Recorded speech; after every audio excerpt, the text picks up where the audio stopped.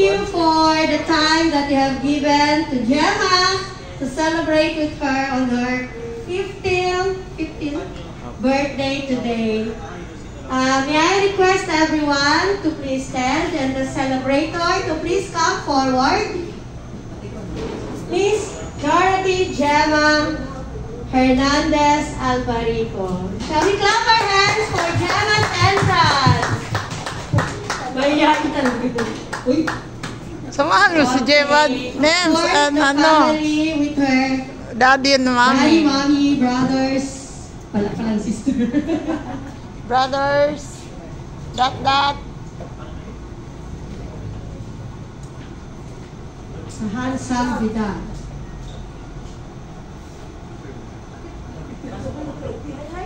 Pogi man that way.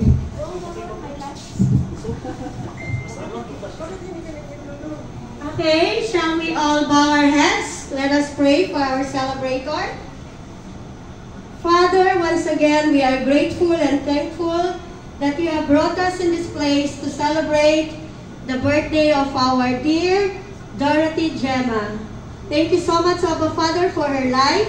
We continually pray for your wisdom, guidance, and above all, your anointing to be upon her.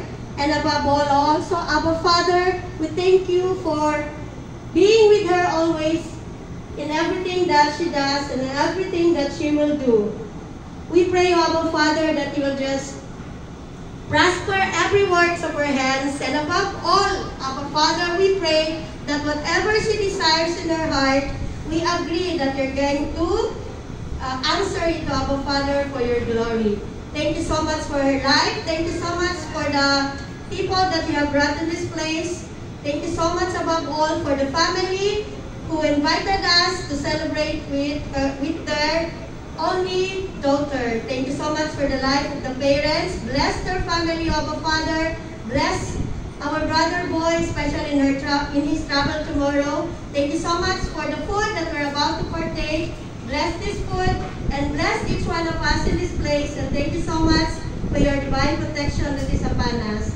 Our Father, this is our prayer in the mighty name of your Son, our Savior. And everybody will say, Amen.